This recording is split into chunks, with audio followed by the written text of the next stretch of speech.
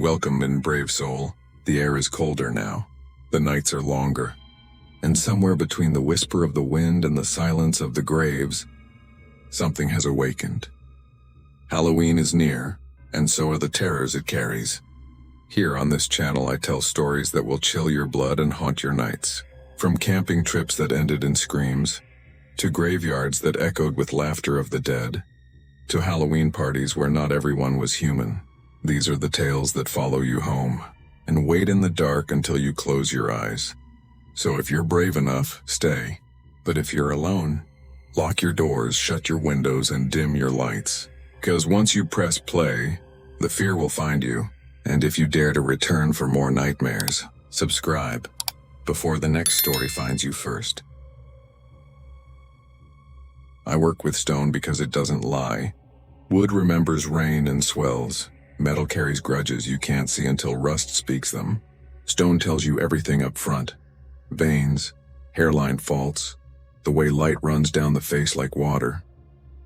If a piece is going to fail, it hums a warning through the chisel. I've trusted that hum since I was 20 and ruined my first mallet hand with impatience. Now I'm 39. The tendons of my forearms strung like steel cable. A scar across my left thumb where Carrara kissed me back. I make angels mostly because angels sell. And once you've learned how to carve a wing that looks like air pressed into feather, funeral directors and committees discover your number. Grey Marsh Cemetery hired me in September. An old place, Victorian, winding lanes, U corridors, the wind combs like hair. The foundation set aside money to restore and stabilize the statuary, which is how boards say fix our saints before their noses drop off. Most of the figures were standard. Grieving women in cloaks, urns with drapery, angels with the sort of faces that saw every sorrow before you arrived and will be standing politely afterward. What caught me were the eyes. Not glass set into sockets like some 19th century doll. Carved marble irises, drilled pupils, the rims polished to catch even a dull October light. Whoever cut them knew the trick of making a gaze that follows you without resorting to a party trick. I noted the hand, the slight facet left in a tear duct, the coved lower lid, and wrote, possibly Hollis Atelier 1880s. In my sketchbook, just to prove to myself I was still the kind of person who cared.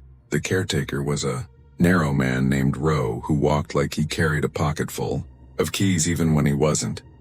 He met me on my first morning with coffee that tasted like he boiled it in a shovel and a list of stones needing triage. Halloween draws the kids, he said. I'd like the angels looking less like an invitation and more like judgment by then. He smiled without using his mouth. We did a circuit. I touched chipped fingers and mapped hairline cracks with my thumb, feeling the way a doctor feels ribs. Moss in the folds, black crust where soot once lived, a flake here where winter had pried. Nothing I hadn't seen in churches and city squares. I set up a tent by the chapel and worked there through October, my hours fat with light early and shrinking thin by 5. The cemetery had a quiet that didn't feel empty. Birds owned the morning, traffic the afternoon, and at 4 the air changed to the metal smell of cold. Stone speaks best in that hour. The taps and clicks of the point chisel come back to you very nearly the way you sent them. And you feel your own tempo like a metronome under the skin. I'd curl my left arm under the angel's jaw for leverage and feel the marble's temperature leach the heat from my forearm until the skin wanted to ache. Once in a while, when I was too deep into the work, I'd look up and discover 3 or 4 angels at the far ends of their plots had the sort of posture that reads as attentive out of the corner of your eye. They didn't move. I'm not saying that, but the day before Halloween, when fog came early and clung to the grass like breath held too long, I noticed this. Every angel I'd touched in the last week seemed not quite where I'd left her. Faces a degree more toward the lane, noses no longer tilted to the family stone but up, along the path I took to the tool chest. A subtler thing than a head turn. The shift a model makes when she thinks you're not paying attention and resettles on the stool. The kind of change you'd argue later is the fault of memory.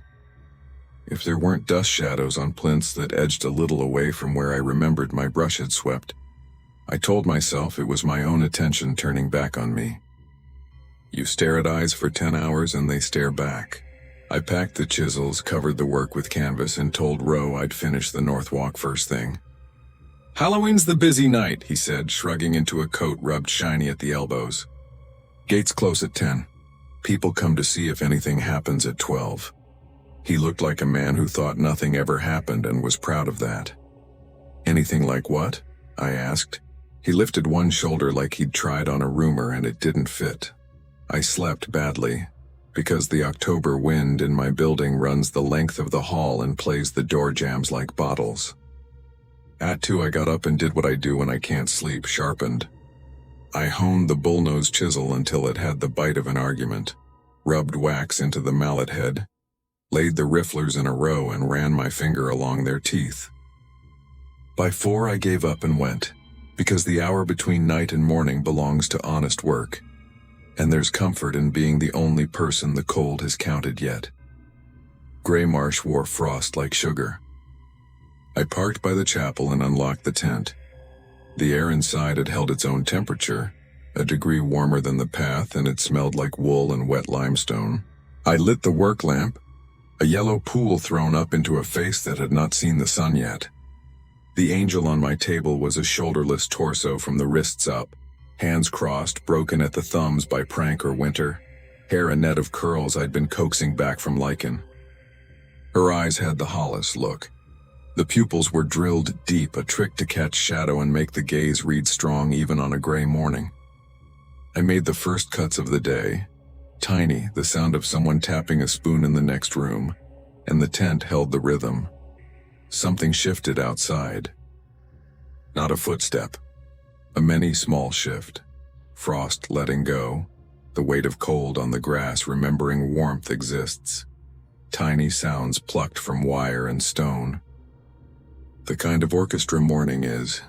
I wanted coffee, real coffee, not rose shapeless black. I wanted to be the kind of man who cooks breakfast at a wicker table and forgets there are places like Gray Marsh. Instead, I finished the pass on her lower lid and stepped out into the lane to stretch my back. The fog had lifted into thin bands between the yews. So the angels on the North Walk appeared, disappeared, appeared, white, then not. They were set in pairs, facing across from each other as if debating. I remember the positions. That's my job. You learn the mood of each. The tilt of a chin, the angle of sorrow, all the tiny decisions that keep a face from looking like soap. These had changed. Not randomly. The line of attention had bent toward me. 20 faces, a degree here, 2 there, closed their circle. I could have taken a T-square to it and mapped the geometry of focus converging on the tent where I worked. I don't scare easily with stones. Bad foundations scare me. Rotten staging. People who try to pay with credit and mean exposure to their affluent friends. Not the way a gaze leans, but there was a trick in the air. A metallic sweetness like a coin you've held too long. The angels' drilled pupils were dark with water. Dew beaded along the inner rim so each eye had a wet edge. It gave the impression of a tension intensified to pain. Very funny, I said to no one. The fog moved and their eyes did what eyes do in fog. They collected and gave back more shape than there should be. I stepped left and met their left. I stepped right and nothing changed. The gaze held. If you've ever been under stage lights and felt 100 people hold breath because you're about to do the thing you've practiced, you'll know the feeling. A gathered listening. Roe arrived around 8, whistling tunelessly. He carried a paper bag. "Donuts," he said. "2 for you, 1 for me, 1 for later that will be gone by noon." He looked down the North Walk, saw nothing. We made small weather talk and I set to. Work kept fear on the other side of my skin. By 10 the sun painted the frost into water, and the angels' eyelids dried to their proper chalk. The world remembered how to be noon. Roe closed the gates at 5. I said I'd stay, just until the lamp burned the last of its juice. He left me his number because that is what caretakers do even when they know it will not matter. I worked past sense. It felt important to finish the lower lids on the North Walk, as if leaving eyes undone overnight were a rudeness I'd pay for. The lamp's hum grew louder as night quieted the birds. Far off, the highway went to a soft, continuous drawl. Somewhere beyond the fence, kids shouted and dropped their voices to dare each other into things. My breath fogged once, then quit fogging. That was the hour. I set the bullnose down, flexed my hand, and noticed the lamp's glow reach farther than it should in one direction. Not light. Pale. The angels on my left had edged a little closer to the path, which is not a thing heavy things do. Their plinths were still square to their plots. But stone shoulders had leaned without moving. Marble should not read as soft. Marble should not suggest yielding, it did. Their faces had turned, not a trick of angle, a change. Not a joke of kids pushing a saint on her base, a fine measured degree of neck. The collars and hair obeyed physics. The heads not entirely. The air turned colder along the crown of my head like a hand opening. You know that feeling before a thunderclap. Pressure paying attention. That. But without the mercy of a storm to blame. I stood. The angel's pupils took the lamp and refused to return it. Something passed through the tent canvas, a pressure, a shadow you feel with the skin more than the eye. The angel on my table, my close work, my hollow-eyed girl, looked past me down the lane. It sounds like I'm telling you they moved. I'm telling you I was the one who moved. Gaze, breath, the rhythm of the heart I control less than I think. But when my light hit the faces that ringed me, the gaze felt owned. They were not watching me like a model watches the artist. They were looking to me as if to a person who had a thing of theirs and might give it back. I'm restoring you, I said out loud, because hearing your voice in a place pins you to your own story. I'm fixing. The word fell uselessly between us. I wanted witnesses. I wanted anyone else's eyes. I wanted a second hammer blow to make a sound that wasn't breathing. Midnight came because of course it did. I don't keep a watch on the bench. I knew it by the way the town went so quiet. A train a county over sounded like a sigh under a door. The ewes exhaled their green cold. The Northwalk angels leaned. The drilled pupils that had been dry at noon gleamed as if new water had found them. I could have run. People say that in stories and mean it. If I'd sprinted to the gate, would Stone have outrun me? That question feels ridiculous in daylight. At midnight, it felt like a physics problem with an answer you don't want. Instead, I did what I know. I went to the nearest angel with a crack down her neck and put my hand against it, the way you calm a horse. I'll fix you tomorrow, I said. You'll hold. My palm went cold enough to ache. Frost bled out of stone and into skin. For a second, I felt no poetry, no metaphor, the faintest vibration under the polish, not movement. A hum like a wine glass at the edge of a note. They turned their heads. Not all the way. Enough. The circle closed to a shape that had me at its center. The faces weren't angry. Terror would have been easier to digest. I know what to do with the thread of teeth. This was attention sharpened into requirement. The lamp baldly died. The yellow went to black so complete I remembered all at once every cave I have never been in. My hand stayed on the crack because men don't remove hands from a thing that might stay put, only because you touch it. In the dark, a whisper of sound. Stone sliding infinitesimally on plinth, the lithic equivalent of breath. Then the barest click. Marble lid against marble lid, the tiny sonic edge of eyes closing. It moved around me in a clockwork ring. Close, not to sleep, to withhold.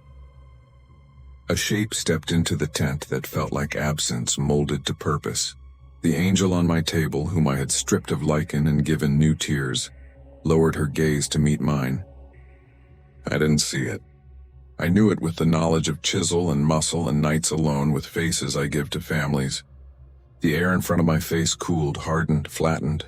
It lay down against my eyelids and lips and the soft film inside the nose. I tried to inhale and met nothing. Not resistance, absence so complete it had edges. My chest threw itself against it and found a surface you cannot bruise. Hands, do marbles have hands? Settled at my wrists, my elbows, the notch above the collarbone where skin forgets to be tough. Not pressure. The negation of heat. My exhale met it, found no purchase, folded back into me, bitter as snow. Somewhere in that unseeing I felt the weight of every look I'd ever carved press back. as if the eyes I'd drilled had kept what I took out and were ready to return it all at once. There is a point where fear passes through shame into a quiet, like the quiet in chapels at 3. I found it the way you find a step in the dark by falling suddenly with both feet. I stopped kicking. I set my teeth together the way I do when a cut is supposed to end ragged and I want it to end clean. I thought of the first time I made marble look like skin, and the woman who touched the cheek and cried because something about a curve of light matched someone she missed. It felt like apology. When I woke, if waking is the word, sun cut a hard white angle across the canvas roof. Morning cold had the tinny edge of a radiator warming grudgingly. Roe's voice drifted close, paging someone on his radio. I tried to sit and my body disobeyed in a way bodies disobey when sleep pins you fast. My eyes were open. They felt open and useless. The lamp stood like a blind thing beside the table. The angels on the north walk faced as they always had faced, a degree past sorrow. I could hear them though. Not sound. The held note of 100 lids balanced on the moment before they close. The crispness of a gaze arranged to never blink. The hum through stone that only hands like mine ever learned to detect. Roe came into the tent and made a shape in the light. He dropped the bag on the bench. It hit the mallet, rolled, stopped. "He's early," he said to no one, then, "Hey, you there?" A heartbeat. "You, oh," his breath stopped. The bag fell again because hands that discover someone suddenly refuse to carry anything else. He said my name, then my first name, then sir, as if I had outranked him. The radio crackled. People came. The chapel bell, which had been dead all October, tossed a note into the fog and no one admitted to pulling the rope. I saw the angle of my arm in Roe's shadow. It had the wrong crispness. I felt the air against my cheek like cold cloth you cannot lift. I thought of the North Walk and the way 100 faces had turned with patience for a man who meddled in their light. I understood finally what the Hollis eyes held. The drilled depth that isn't a trick. The polished rim that catches day and surrenders none of it. Not witness demand, they will call it a tragedy. They will call it a warning to fence jumpers and teenagers. They will use the word petrified because it makes a neat headline. They will run a hand over the new statue and remark on the reality of the eyes. How there's the fine line of panic in the lower lid and the pupils are so deep, you'd swear there's something inside them waiting. Roe will tell the story with 4 fewer details than you want. And he'll look down the North Walk and shrug like gates close themselves. I am here, where the light is as heavy as any lid. The angels have returned to their business. The frost will make lace again and run away at noon. Stone hums what it hums. Eyes hold what they hold. I used to trust the truth of it. I do still, I think, though now the truth has edges I can measure with my own gaze and the way it will not blink. If you come in the morning, don't test it. Don't wave. Don't stand where the lines meet and ask for movement. Walk the path. Touch nothing. Let the eyes do what they were cut to do. They will follow you, not because you're special, but because that is how attention works when it has been sharpened for 100 years, and a man came and polished it and taught it thirst again.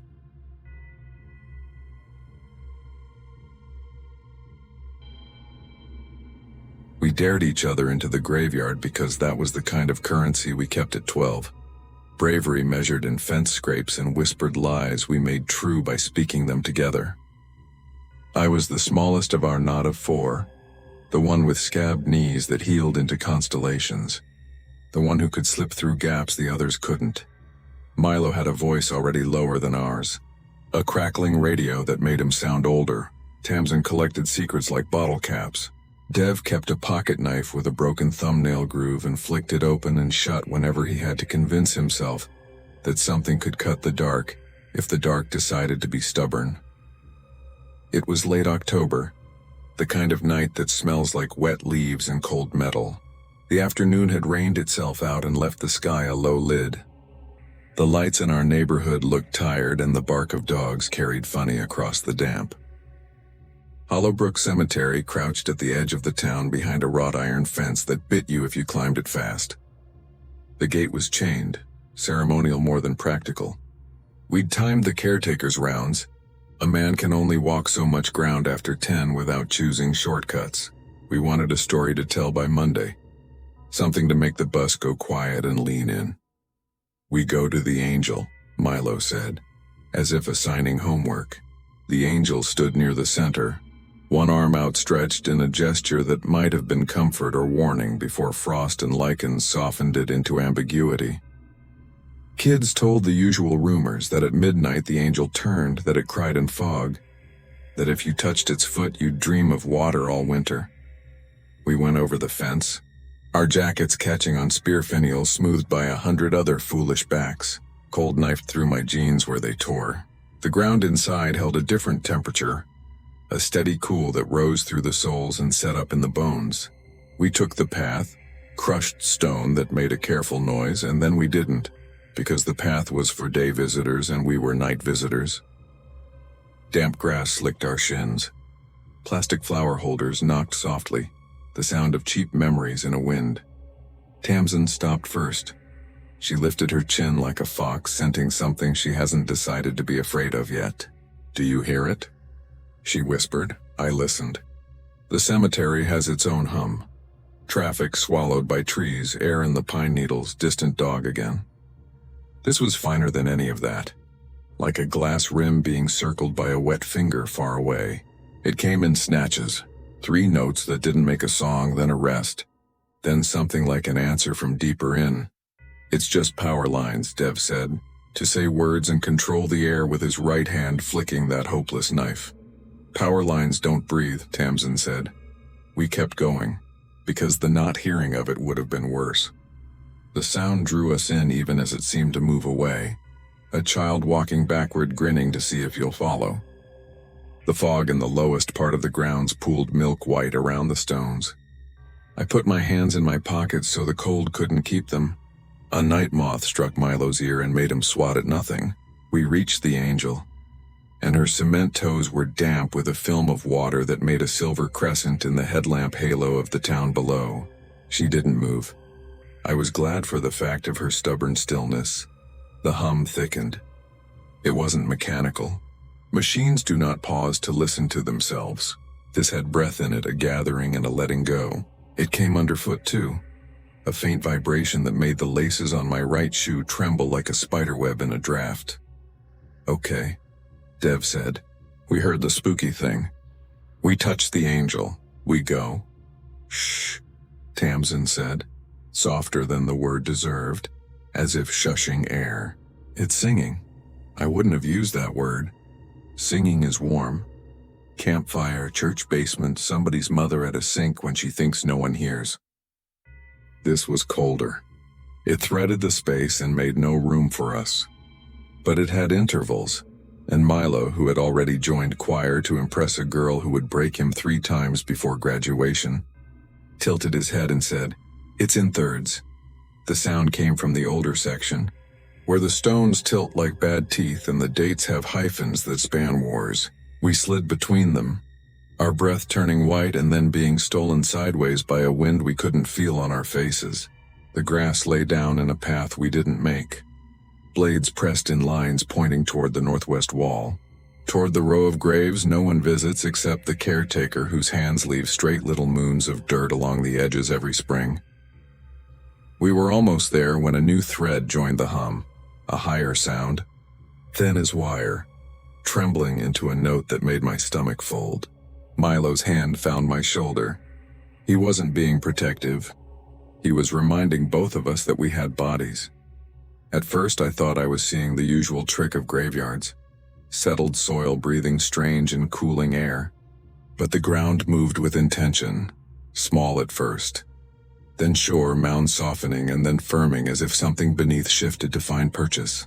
The hum sharpened, not louder but nearer, until the air around my ears felt crowded. The first bone came up so gently it would have been tender if it hadn't been obscene. The arc of a metacarpal, clean and pale as a shell, emerging from the seam between grass and clay. The finger bones came in a line, each phalanx a little pearl of architecture. The hand that belonged to them followed, turning palm up as if to catch rain. Another hand rose 2 stones over, Another farther down. Ribs followed, pressed like the memory of an umbrella in a coat sleeve. Skulls came last, very careful, like animals testing wind. They settled on the ground, still half-dressed in soil, and the singing arranged itself into what Milo would later, in the years we didn't talk about this, call harmony. I didn't run. None of us did. Flight requires a plan. I had none. The notes had arranged a circle without asking us, and to move would have been to step through another mouth. Some of the skulls faced us the way faces do when people try to include children who are visiting.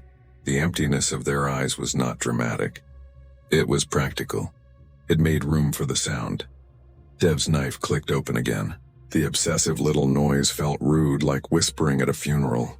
The nearest skull turned at the sound with almost patience. It tilted bird-like.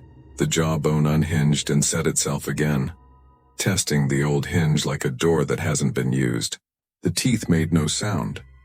The bone under them did, like chalk against chalk. How? Tamsin began and then shook her head to fling the word away. She tucked her cold fingers into her sleeves and stepped one pace closer, because that is who she is in every story. Toward the heat, toward the danger, toward the point. The chord changed. That's the only description that fits. It wasn't a melody. It was a stack of notes that arranged the night in a new geometry.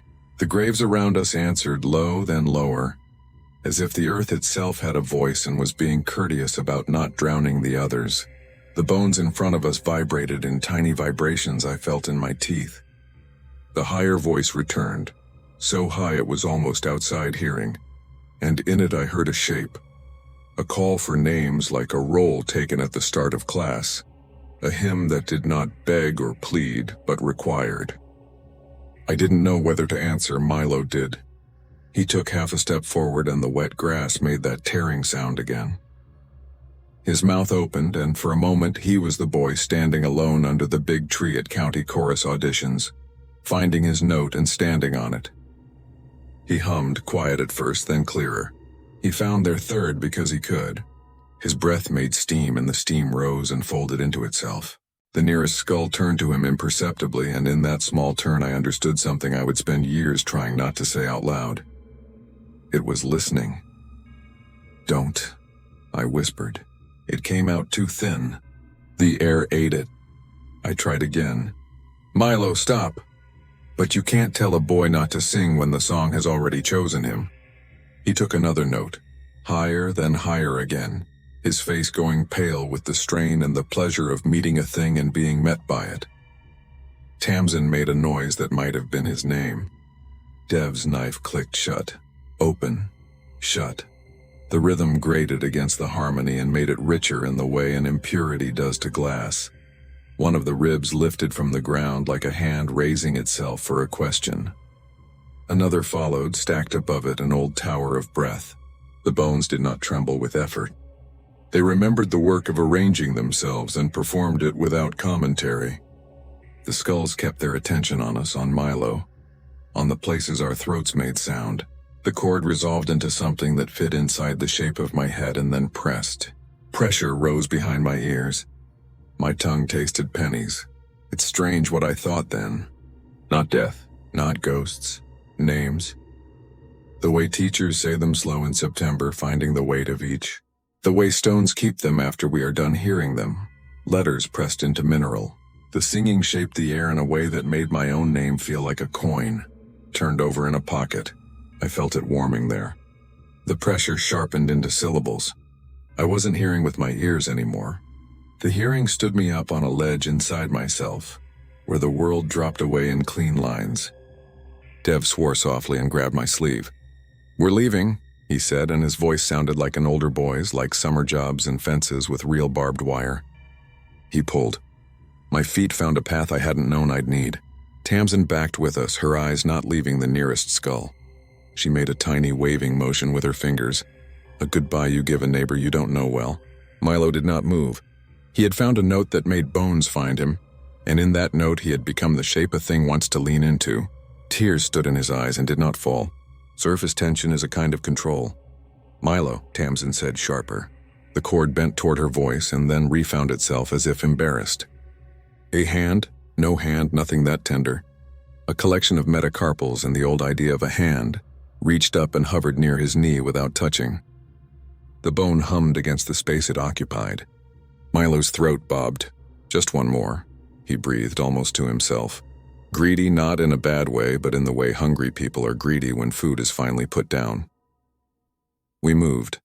Flight plans are inelegant and once begun, unstoppable. Dev broke first, dragging me, the two of us stumbling through the aisle between stones where caretakers mow in careful lines in June. Tamsin followed, then ran ahead, because running is easier when you lead. Behind us, the harmony didn't break into chase. It reseated, adjusted for missing parts like a choir that knows which alto went sick at intermission. The higher voice rose and threaded itself through the lower ones like a needle pulling light through heavy cloth. Milo's note held for a second longer and then cut off abruptly the way breath does when something startles it out of you. I looked back once. You should never look back in stories, but I have never been obedient when curiosity gets its hands around my ribs. The skulls had turned again, away from us now, toward him. One set of finger bones had wrapped itself around the cuff of his jeans, not to snag him, but as if to anchor itself in the world. He didn't fight. His mouth moved as if saying something down into the sound that didn't come out as words. He looked at me and it wasn't plea or terror in his face. It was a terrible, ordinary joy, the kind when you finally stand in a place you've imagined and it feels not only real but inevitable. Dev yanked me. The iron fence showed itself in stripes. We hit it badly and made it ring.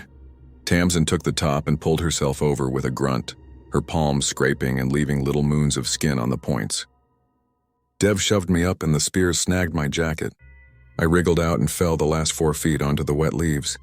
Dev landed beside me like a trophy dropped in grass. We ran. Our shoes slapped the pavement and sucked at the mud patches like the road wanted us to stay. We ran blocks and blocks and then the singing faded like a radio we carried out of range. We didn't tell our parents. We weren't cowards. We were children who understood the adults had no pocket for what we had seen. Milo's absence that night was explainable. Kids sleep at other kids' houses. Boys disappear into basements with controllers.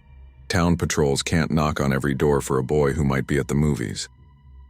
By morning, the rumor spread and shrank to fit easier in mouths. He'd run. He'd gotten on a bus. He was mad about something no one could quite remember. We went back at dawn because that is what guilt makes of fear. Fuel. Fog lay in shallow bowls over the low stones. The grass glittered a little with the kind of frost that gives you a minute to admire it before it collapses under light. The caretaker walked with us to the old row because he had been asked to keep an eye out, and also because he is the kind of man who would not let 3 kids be alone with their looking. He had that respectful quiet of people who have emptied more than one grave in their life and know the air that lives there. We found the words first. Names bite harder in morning light. The 3 of us stood and read them, and they were ours. Not small, not whispered schoolyard versions, not nicknames. Full names, middle folded inside, last as our fathers carried them. The dates began with the numbers printed on our school ID cards. The second date was that day. The newness of the cuts was obscene. You recognize fresh work. Crumbs of sand still clung in the bites of the serif. The caretaker didn't pretend not to see. He set his hand on my shoulder as if to steady both of us. "There's a prankster," he said, "because the world insists on an explanation even when it knows better. It happens some Halloweens. We'll talk to the priest about getting them polished out." His voice made the promise and did not believe it. We made him take us to the angel. It hadn't moved. Sometimes not moving is violence. We went to the northwest wall where the grass had behaved like water the night before. The ground showed no sign of gathering. Caretakers are tidy, but when I knelt and pressed my ear to the earth in that stupid way of children who have not learned not to try to hear what the world does not intend for them to, I heard it. A hum too fine to be heard with ears. A note that lived in the bone and used the skull as a bell. It didn't call my name. It didn't need to. Names live inside their owners long after everyone else stops using them. We found Milo later that day. Not in the earth, not where you think this should go. He stood barefoot in the aisle of St. Lita's church, head tipped back under the organ loft, eyes bright as if a fever had asked him to be its window. The custodian had found him cleaning wax from old candle stubs with his thumbnail, arranging them by height and humming so high you couldn't tell if it was a tone or a headache. He looked at us and smiled and said in a voice that made me feel 12 forever, "They can't sing up here. The air's wrong." The priest took him gently by the arm and led him to the rectory for cocoa and a phone call to a mother whose mouth would make a particular shape when she heard. Milo was returned to us, but something had been tuned in him, and when the wind combed the pines he would tilt his head and smile with his mouth closed, listening. We grew. The graveyard stayed. Every year near the end of October my ears find that high wire thread and then pretend they did not. Dev went to work for his uncle's HVAC business and learned to listen to ducks the way doctors listen to chests. Tamsin moved to a city that lifts its own light and returns to visit in a rental that smells like new plastic. I fix things for a living now and carry a set of keys the size of my childhood. I don't walk the cemetery at night. I don't hum. Milo leads choir at the high school and his hands move like birds when he teaches the tenors not to overthink it. He is careful with his breath around late October, as if breathing in too much air could wake something in the way lungs wake sleeping fires. This morning, because of course I looked, the names on those stones have been polished down to a ghost of themselves. A faint blur where letters once held. The caretaker says it was vandals years ago and the parish paid to fix it. You see a version of me nodding in his story. You don't see the way I do not step on the shadow the angel makes at noon. You don't see the way I taste copper when wind comes from the northwest. Tonight the air has the kind of cold that finds your inner ear first. My apartment's windows hum with it. If I cough in the kitchen, the sound comes back to me from the living room like a second thought. Somewhere far enough away not to be anyone's problem. A train goes through and the rails sing that bend a little and return. I hear behind all that what I have heard since I was 12. A chord built on a patience that has never needed us but uses us when we offer ourselves. I think about names carved while we sleep. I think about intervals that catch children when their bodies are still light enough to be tuned. I think about the angel who never moved and the respect bones have for old work. I do not go to the fence. I do not hum. I set my teeth together and try to keep my own voice inside them, but the night has leaned forward. The pressure behind my ears lifts. A note thin as frost begins between rooms, and from the wall where a shelf meets plaster, a tiny, almost friendly vibration answers like a jaw coming loose to find an old hinge. I will not go outside. That is the story I tell myself. I will sit here with my keys in my pocket and listen like a man who promised once to be braver than he turned out to be. And I will not say my name, not even in my head, in case something is still keeping the roll. I wasn't brave.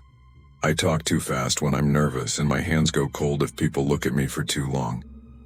The only reason I went to Raven Hollow Cemetery on Halloween was because Danny said it would make a great segment for our little channel. 5 seniors talking urban legends before college split us in 5 different directions. 10,000 views easy, she grinned, tapping the mic clip to my jacket.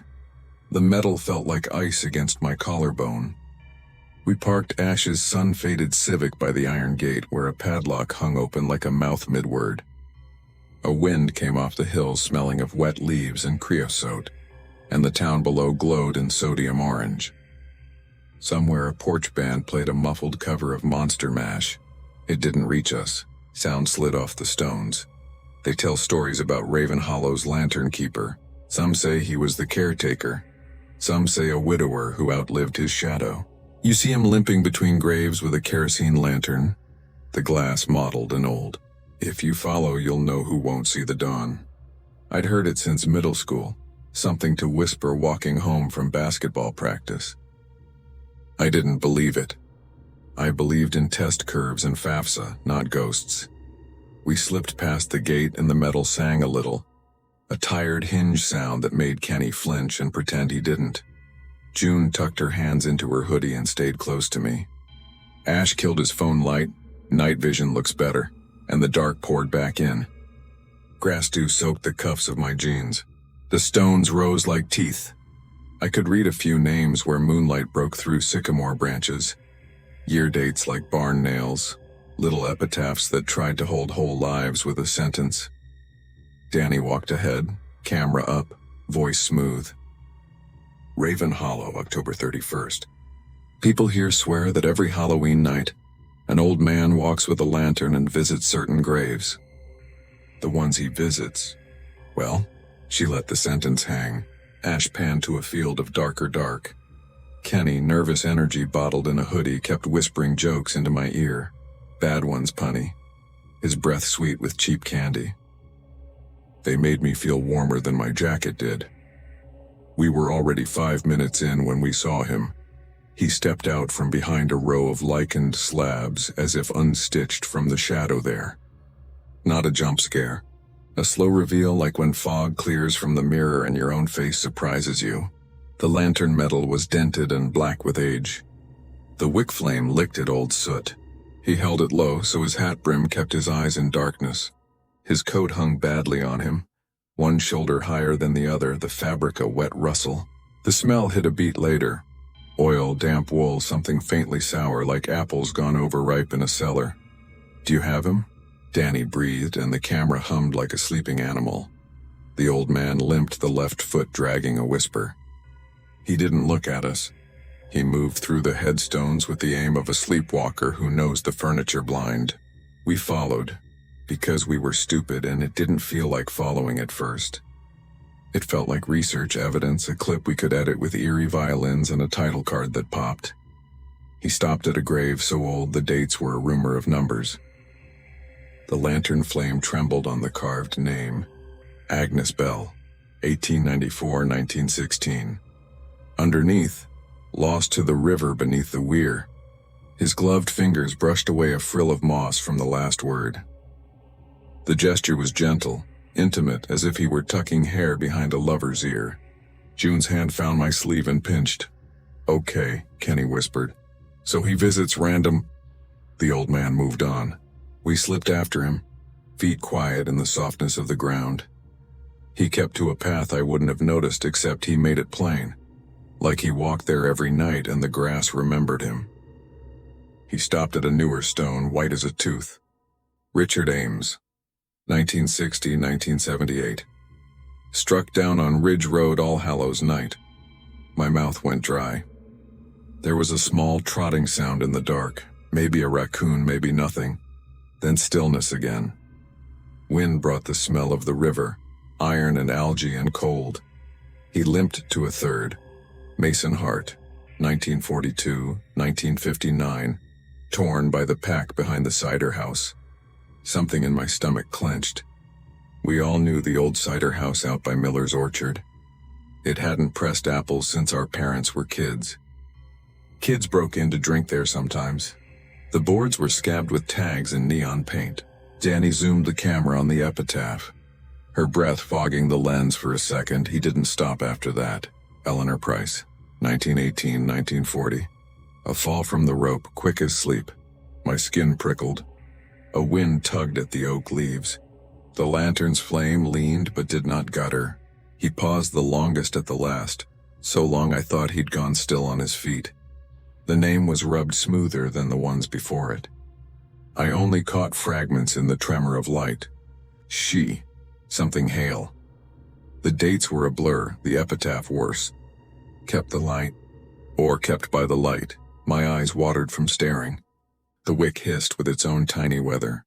The old man bowed his head, a motion that felt like habit, and turned away. "Sir?" Danny called so softly I almost missed it. He didn't answer. He moved through the rows and vanished behind a black stone angel whose wings had flaked away to stubs. I walked fast to the place he had been, because I needed to see the last name clearly to prove to myself it didn't say anything like mine. The letters stayed stubborn. They looked melted. The lantern smell hung in the air. When I turned, the angle of the moon changed on the stones, and for a shiver of a second the carved line read like a sentence meant for me. "Kept your story, guys," I said. My voice snagged. "We should go." We were on the gravel by the gate when we heard the river. Not the steady hush you train your ears to ignore. A new rush, water shouldering through something. The road down to Ridge runs along the creek before it widens into the river near the weir. The 5 of us moved as a single animal, ran more than we walked, breath streaming white. Gravel slid in my shoes and jabbed my heels. The world sharpened. Cicadas gone, night birds quiet, even the town music dissolving like sugar. When we reached the guardrail, the moon showed the water swollen. a darker strip with whiskers of light, froth kicked up where it shouldn't be. A limb must have dammed the culvert, then let go. Ash turned his phone light back on. "We should call this in," he said, but there was no service down in the hollow. "We go up the ridge," Kenny climbed the rail. Before any of us could grab him, he dropped down the other side to stand on the concrete ledge by the culvert mouth. He always moved when he meant to stop. "Get a shot," he told Danny. "It's cinematic as hell." "Kenny," Danny hissed. "Don't." Something in the stream surged, a dark shoulder of water shouldering another, and the ledge went from dry to gloss in a heartbeat. Kenny's sneakers squealed. He pinwheeled his arms. The sound I made embarrassed me later, thin, childish, but then he was gone. The water took him with a single gulping snap, as if the creek had a mouth and this was what it had waited for. Ash vaulted the rail, landed hard, skinned his palm, and waded in up to his knees, swearing. June screamed his name in a voice that didn't sound like hers. We saw Kenny one more time in the throat of the culvert, his face white and furious, hands clawing at slick concrete that gave him nothing. "Grab him!"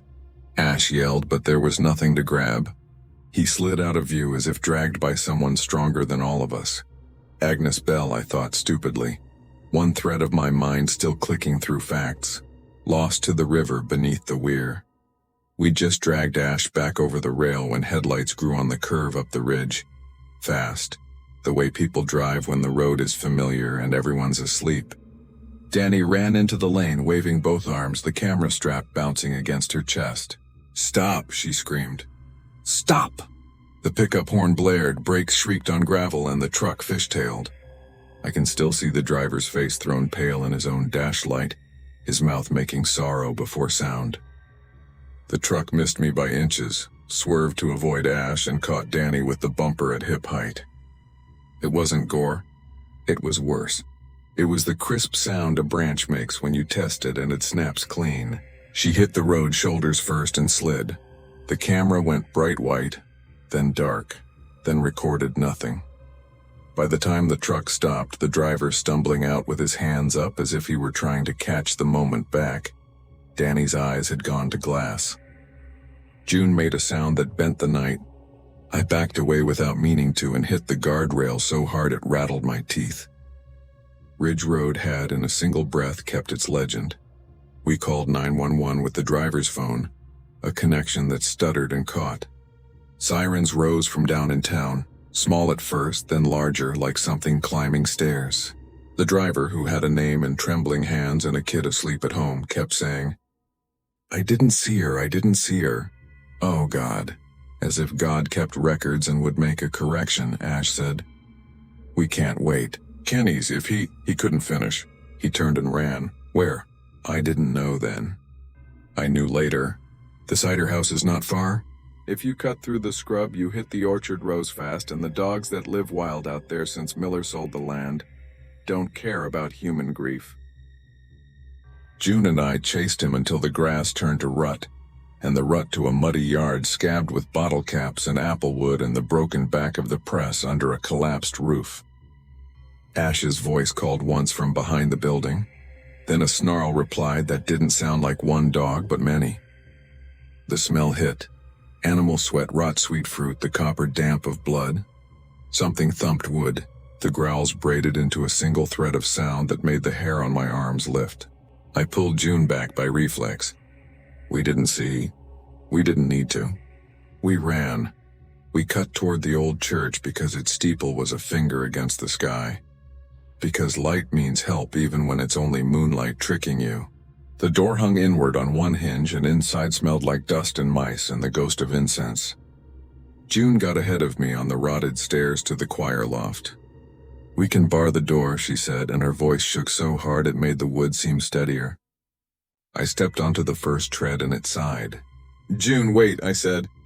And then a board went white under her foot, then black, then gone. She didn't fall far, 8 feet maybe. But she fell into ropes and beams and a snarl of the bell's old pulley, and something looped by someone a lifetime ago for reasons that were probably good at the time. Slid around her neck and tightened with a sound like a breath taken in. I hit the landing on my knees and reached down, and my hand slipped and found barked hemp in her shirt collar and then more rope. The knot jammed somewhere I couldn't see. She kicked, heels beating the planks. I hauled and the rope burned my palms raw. The ceiling threw dust in a quiet gray rain. Her eyes found mine and told me everything I would ever need to know about time. I got her down. I think I did. I don't know if it was me or if the nail that held that knot hated its work and let go on its own. I know she was breathing when the siren's light came through the slats and stripes. I know her breath stuttered like a film skipping frames. I know the world felt tilted after. There were statements. There was the driver, blinking salt out of eyes he didn't realize he was crying with. There were officers whose uniforms smelled like uniforms always do, laundry starch and metal and tired. They found Ash behind the cider house. The dogs had scattered. They found Kenny farther downriver, caught in a pocket of branches where the current softened. June lay on a plastic mattress under hospital light, while a nurse dabbed ointment on the bruising ring at her throat. "You're lucky," the nurse said without looking at the color that luck had left behind.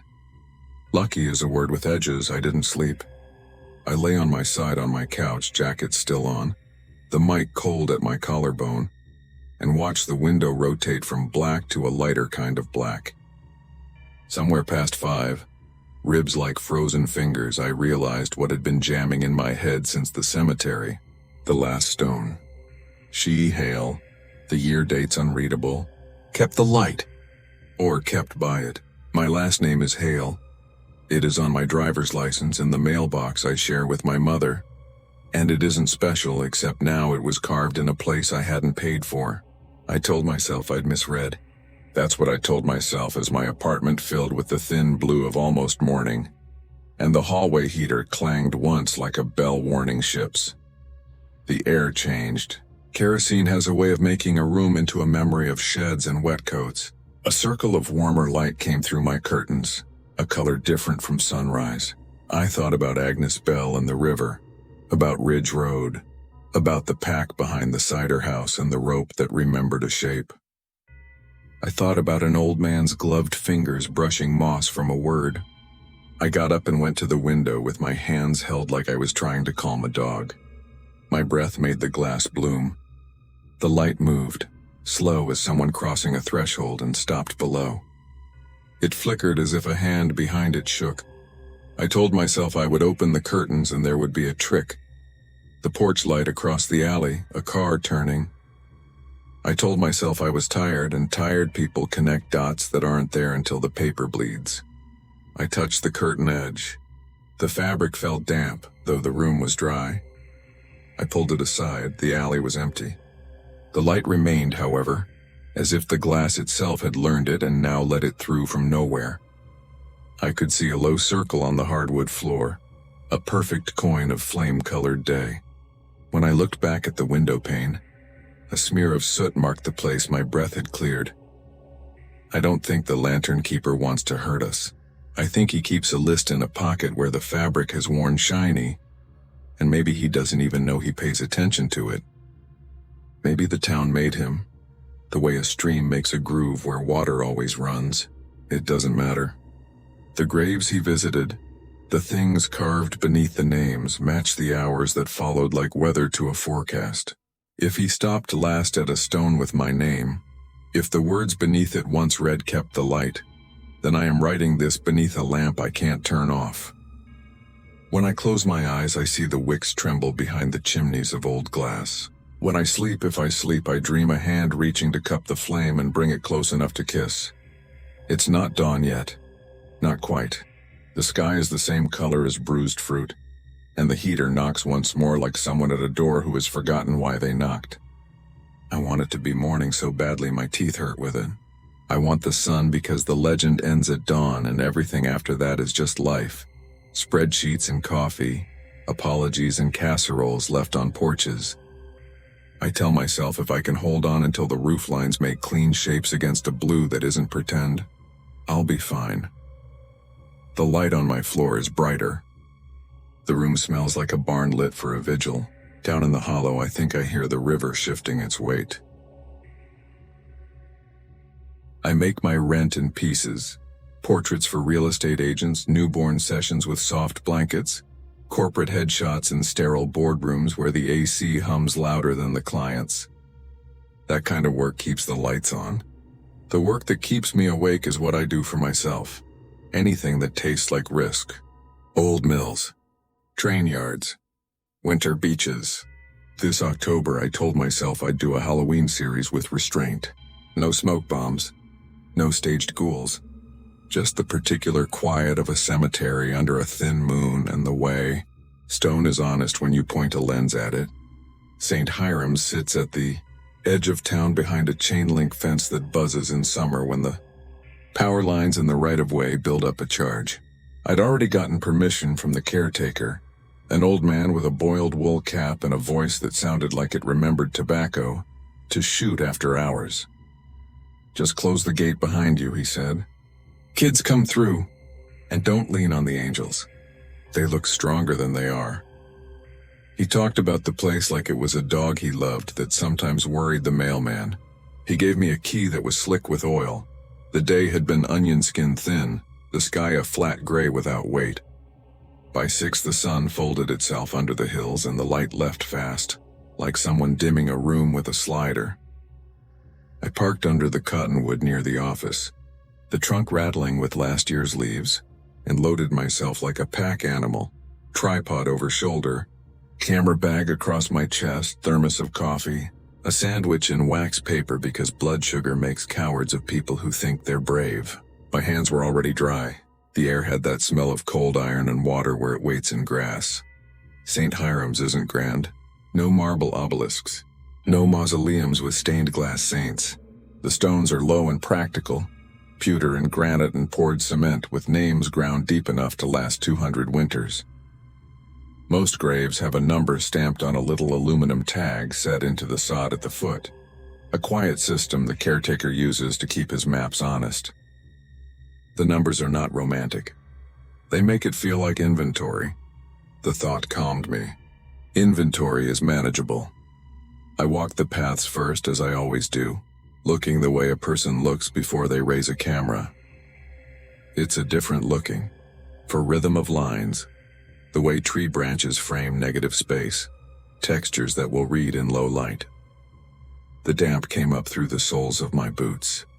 From the highway a mile off came a steady sigh of tires on wet asphalt, the kind of sound you stop hearing until you point a microphone at it in your head. Plastic flowers knocked in their holders, a hollow ticking. Solar lights by newer graves winked faintly. Not enough to be useful, enough to make me feel watched. I set the tripod, leveled the head by the light of my headlamp, and started with the wide lens to catch the sweep. Yew trees shouldering the night, the church spire like a finger bone, stones receding into the kind of dark that swallows detail. I shoot manual. My hands know where the dials live. 80-second exposures softened the breath of the wind, so the grass looked like silk under the lens.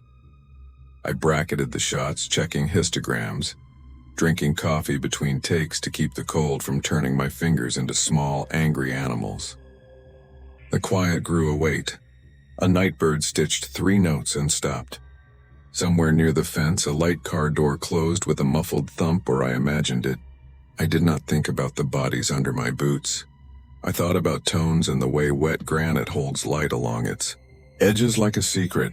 I was setting a frame along the eastern fence where the row of newer graves makes a neat line beneath. The wooden cross the youth group put up last spring when I noticed the tag, 37.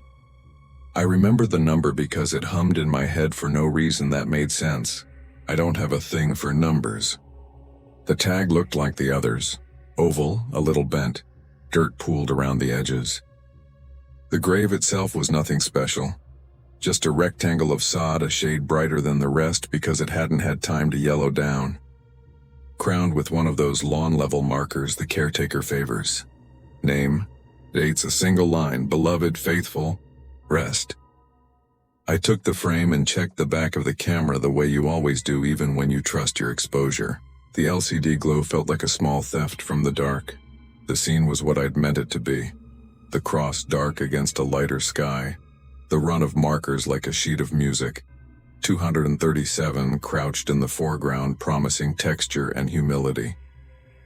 I dialed down the shutter a fraction for a second shot.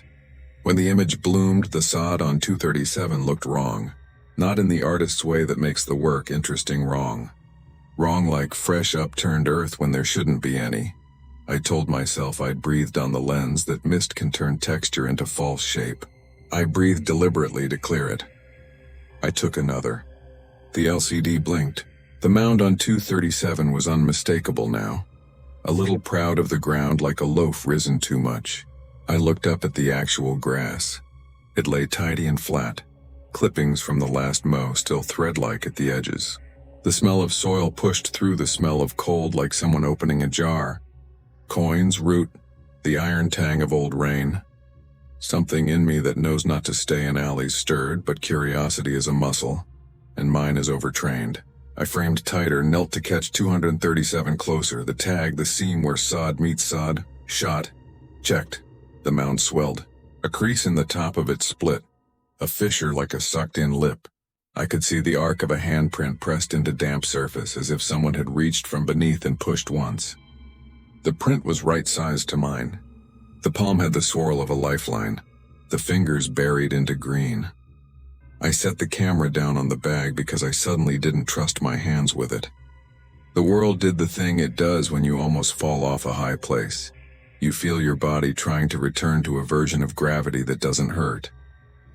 I stood up slow, the way you stand up when you don't want to startle something that's watching. The grass was as it had been. The tag read 237, a little crooked.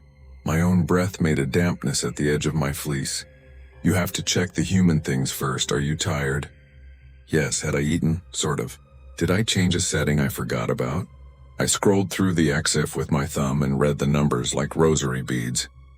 Nothing wrong but the content. I took another at a faster shutter to cut out the sensation that the long exposure was playing tricks. The LCD came up with no noise and the mound entire. The handprint deeper. The grass parted at the edges like someone had slid their fingers through and the roots had not yet decided whether to keep them. I am not embarrassed to say I spoke out loud just to test my voice for cracks. Okay, enough, I said, and the tone sounded like the owner on the phone when his Labrador won't come back inside. I pivoted quick to look behind me because instinct said that was the direction of wisdom. Nothing. The path. The wooden cross. My own tripod. I tried to laugh, but my throat decided that energy needed to stay available for other work. I lifted the camera because the camera is the thing that makes sense, and pointed not at 237 but at the path behind. At the space I had just checked with my eyes. Shot. Reviewed. The path showed as it should and then as it shouldn't. A dark shape like a bite in the ground right where my boots had made a darker scuff minutes ago. Not shadow. Not language you can argue with. A hole a little longer than a person is tall and a little wider than a person needs. An open claim. I'm careful about what I let into me. I do not mainline horror movies. When I shoot at night, I set anchor points. A lit window somewhere, the red blink of a communications tower, the knowledge of a road close enough that you could run to it if you were willing to drop your gear. I felt all those anchors tear loose with a sound like quiet fabric. The LCD holds on to an image even when you're not looking directly at it. It glows in peripheral vision like a small ghost. I kept my eyes on the real path. It was unchewed.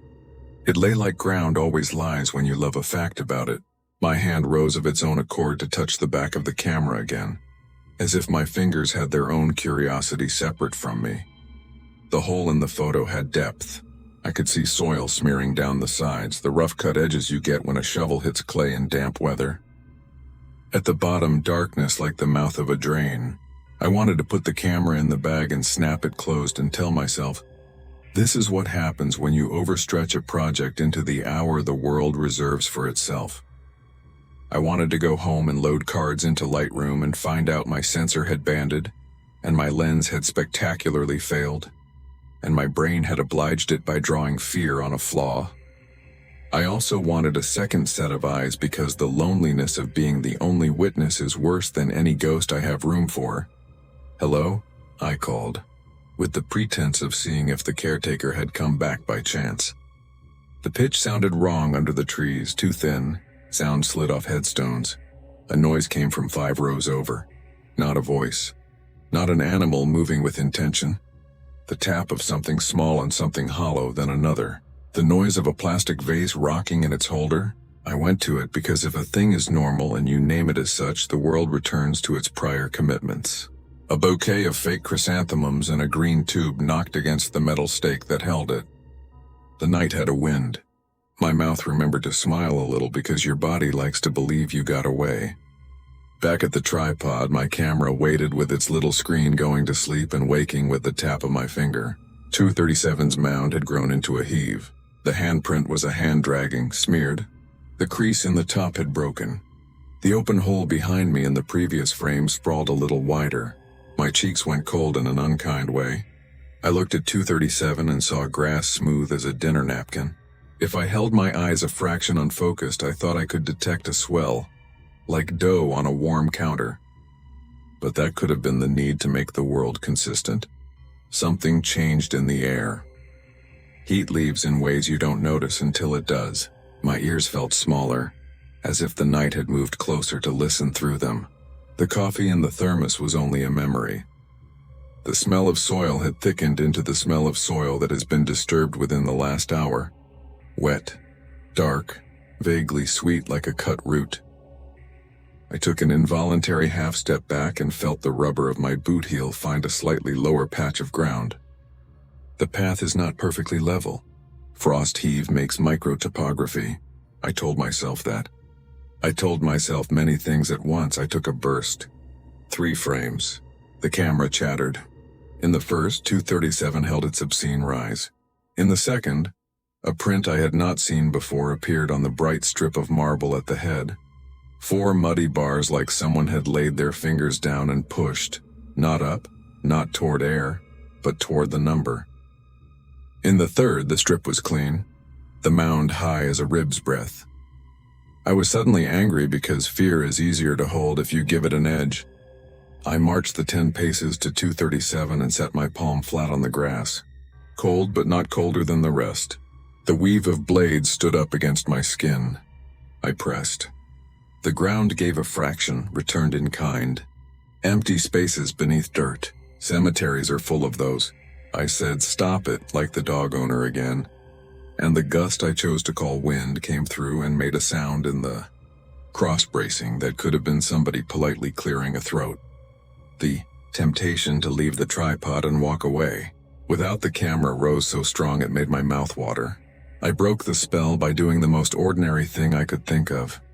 I crouched and retied my bootlace where it had loosened, fingers clumsy from cold. My breath clouded the lichen on the stone of 236. When I stood, the dark had redrawn itself into a slightly different country. My tripod was a silhouette with its legs slightly splayed. The path behind it held. The hole not there. The camera there. I went very carefully back to it, as if a field of tripwires lay between us and I alone knew the steps. In the next set, the open hole appeared again, and this time it overlapped the shadow of my own body, where I'd been standing 2 shots before as if something had been timed for me. I felt an ache in my kneecaps like I needed to kneel or run. My heart had the hard, regular knock of a carpenter on the other side of a wall asking if anyone was home. A voice is the last thing you want when you're making your own. I heard one.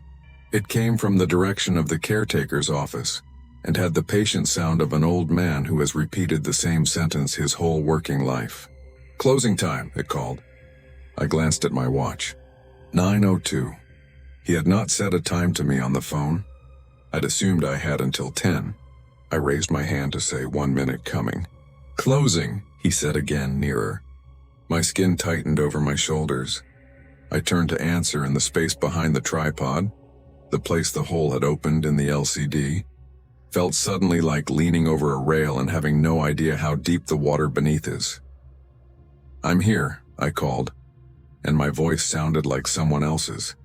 The caretaker came into view between 2 rows, moving with the careful haste of people whose knees have voted against them. "Gates don't lock themselves," he said. His cap sat low, his breath showed. You all right? I nodded. Got what I need, I lied.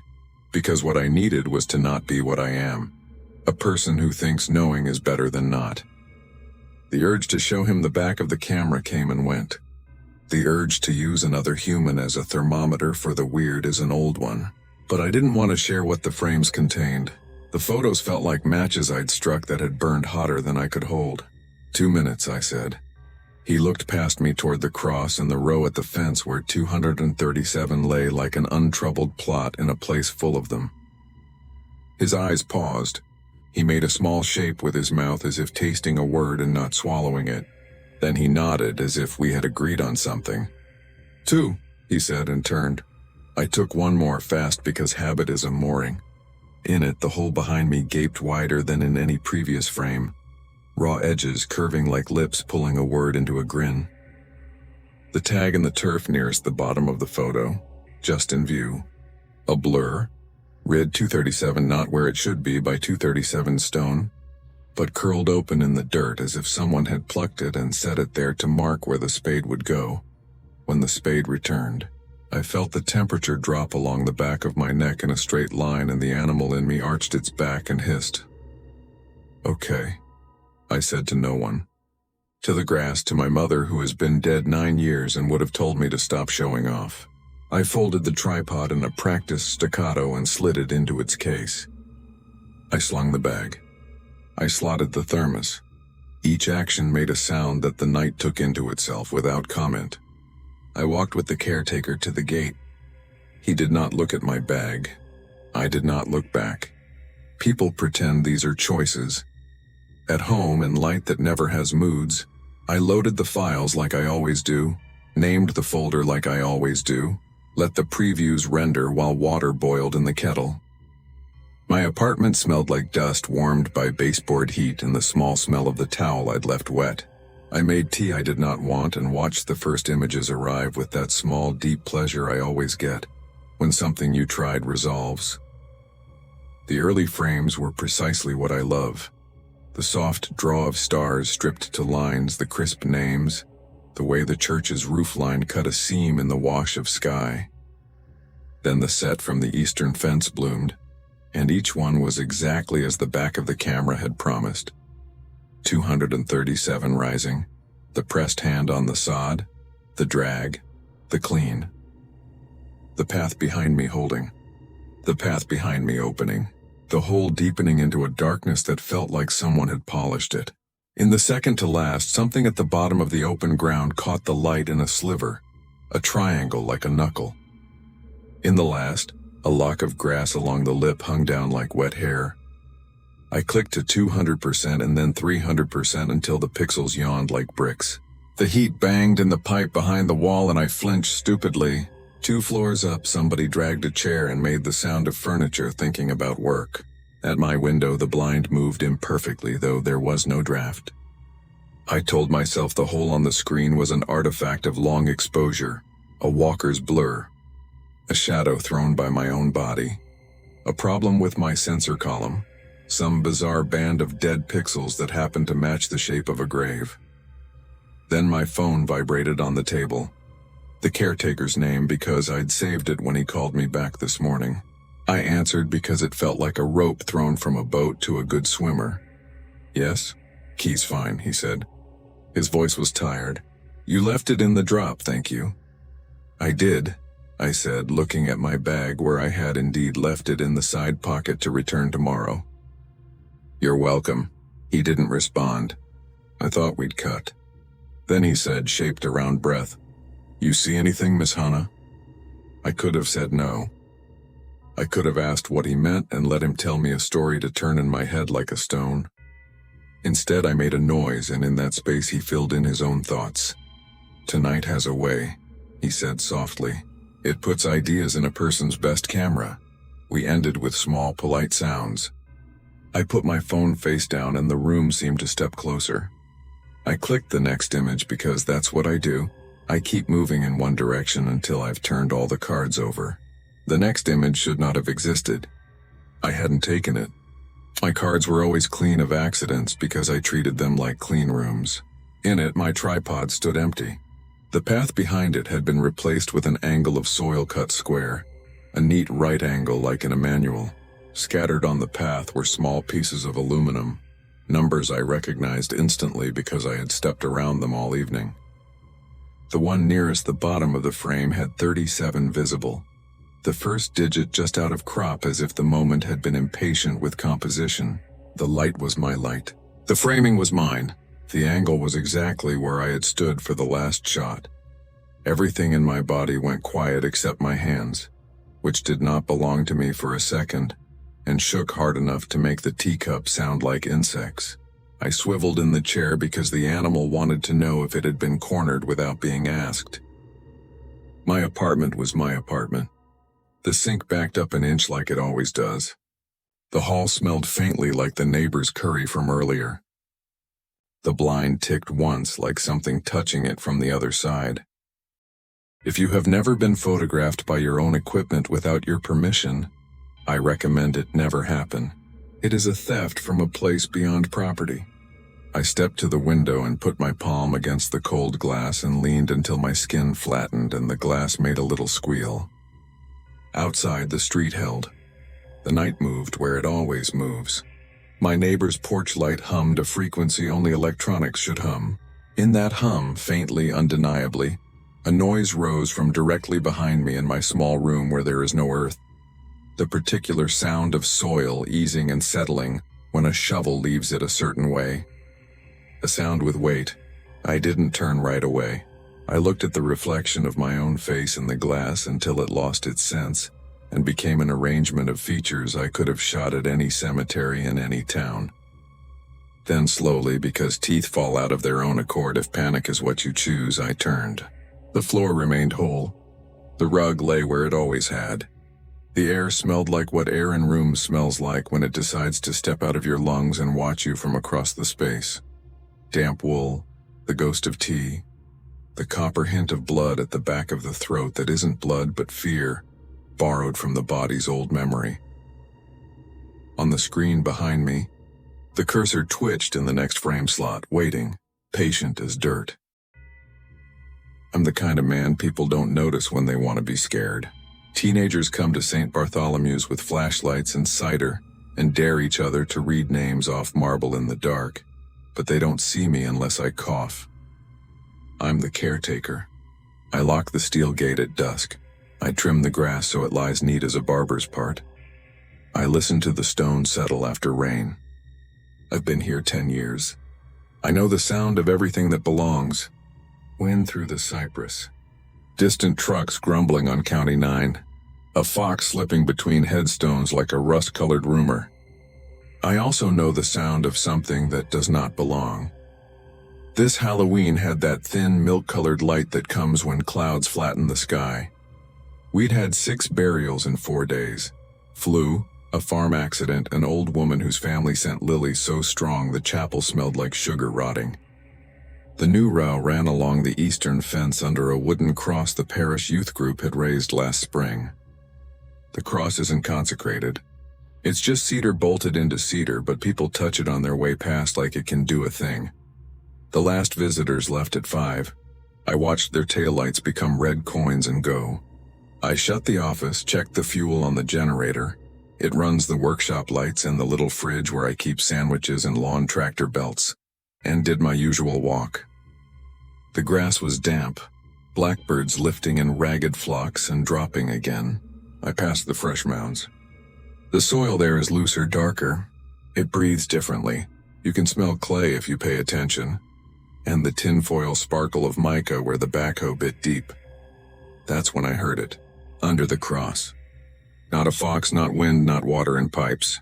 A voice, thin, so thin it seemed like the air had to hurry to carry it. Help. I stood and tried to let the world reassemble itself around the word. I didn't move. I've learned that moving too quickly before your head catches up is the way men cut fingers off in saws. The wind nudged the cedar and made a small wooden complaint. Then it came again under my boots, under the cooling earth. Please. It was, this is what I try to tell people and they look somewhere else. It was polite. A library voice, careful not to disturb neighbors. Anyone here? I said. Because you say things like that when you're alone to make a shape in the quiet that looks like you. I crouched and laid my ear to damp earth. The smell came up into me. Sweet cut grass, soil, something like pennies. The voice was closer that way, but not clearer. It wasn't coming from one grave, but the seam of them, as if each mound had a radio set to the same station out of tune. Help me. A second voice threaded through the first. I thought of those caskets we lowered this week. Bronze-handled boxes, lacquered wood. Gaskets that make a hush when the lid goes down and the family weeps because sealed is such an absolute word. I imagined someone inside one of those boxes. The idiot flash of imagination made the back of my neck go hot, then cold. I told myself what I always tell myself. People bury all kinds of things. Keepsakes, letters. Once a small transistor radio because the son swore the old man fell asleep to baseball every night and should have one wherever he went. Sounds travel in weird ways underground. It could be kids with a prank. The chapel's aluminum gutter had loosened last month and moaned like a cow at night. Anything can sound like anything if you frighten yourself fast enough. Still, I fetched the spades. The ground gives easier than you think. Fresh like that. It slumps toward the hole as if relieved. I set the work lights. Their halogen glare made daylight under the cross and left the rest of the cemetery black as a closed eye. Condensation beaded on the cords like sweat. The generator thudded steady as a stern old heart. My breath fogged and disappeared in front of me, and the damp came through my shirt until the cloth clung cold to my back. I started with the end grave, the young man from the farm. I knew the depth. 6'4" because the family bought the oversized coffin with the quilt inside. Clay came up slick, full of stones that clicked like teeth when I tossed them aside.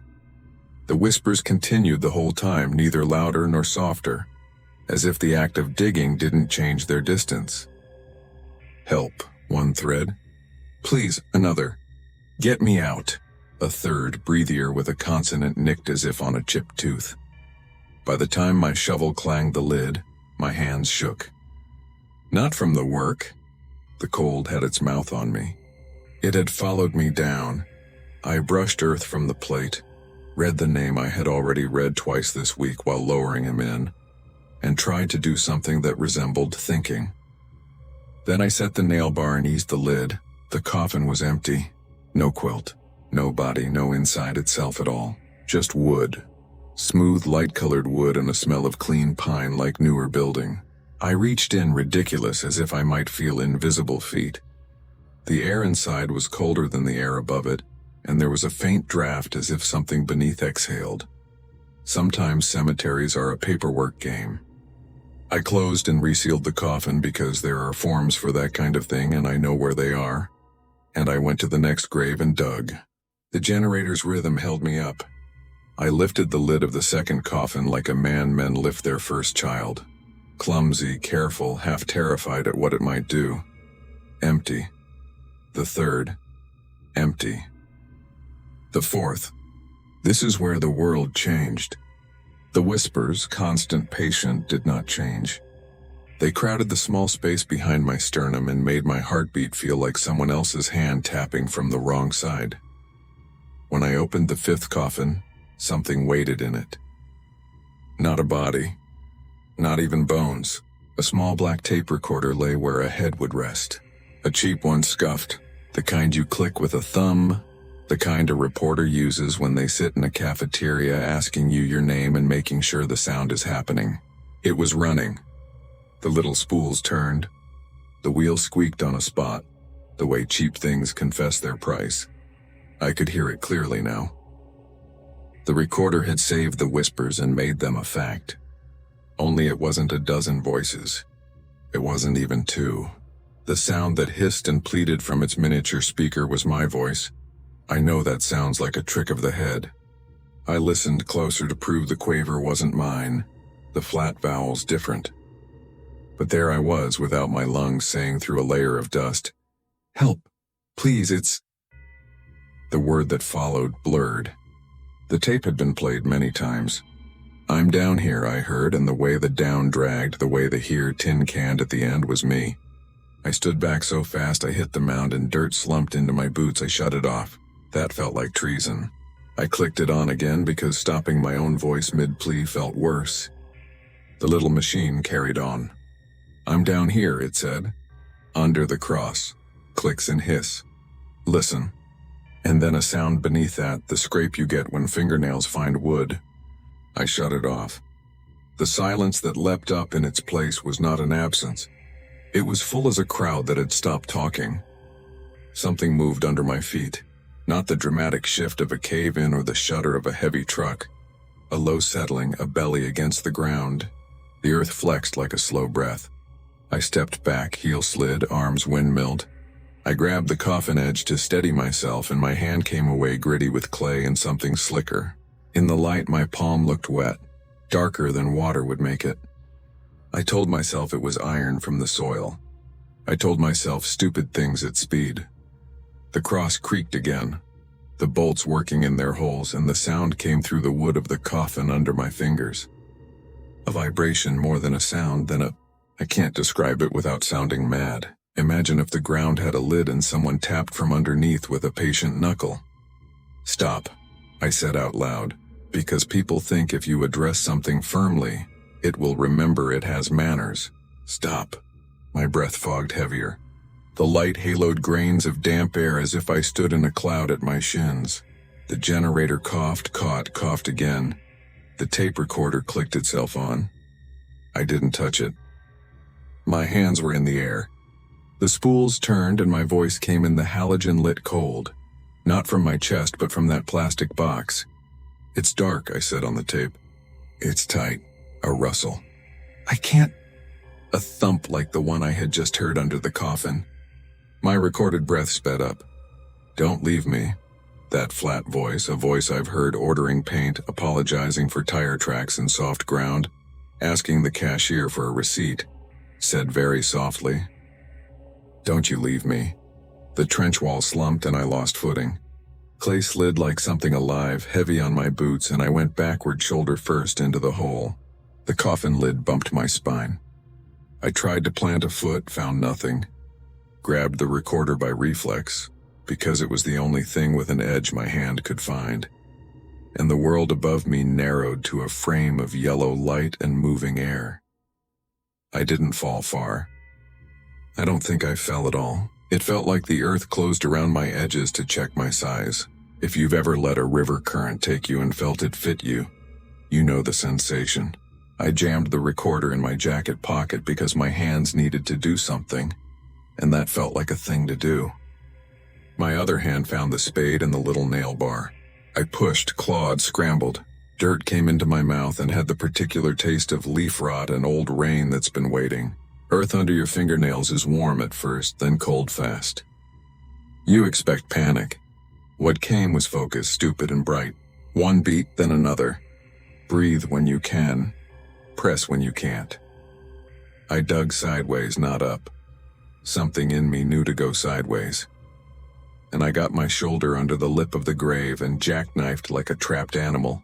And then I was on my side on the grass, coughing black mud and spitting strings that looked like tobacco juice. The generator had stopped. Without it, the dark rushed in, eager. I scrabbled to the lights and smacked the housing, and they flared once, weak, and died. In the sudden quiet, I could hear the tape still turning in my pocket. It was faint, but the machine didn't care about actual dark. It made its own. My own voice mumbled against my ribs. "Can you hear me?" it asked. "Can you hear me?" I didn't put the earth back the way I should have. I left the coffin lids crooked and the spade sticking out of the collapsed side like a flag no nation would claim. I ran to the office, to the brilliant, stupid fluorescence, to the smell of coffee that had been waiting for me since the afternoon. I locked the door. It's a glass door. Locks are symbolic. I washed my hands and watched the brown go down the drain and down and down. I laid the tape recorder on the desk and stared at it. It had a manufacturer's scratch across the back that I recognized like a scar on my own arm. I pressed stop. The spools eased to a halt. Silence swelled and became vast. Then very gently, the recorder clicked itself on again. Motors were sometimes on their own. Tapes aren't alive until they are. I tried to rewind.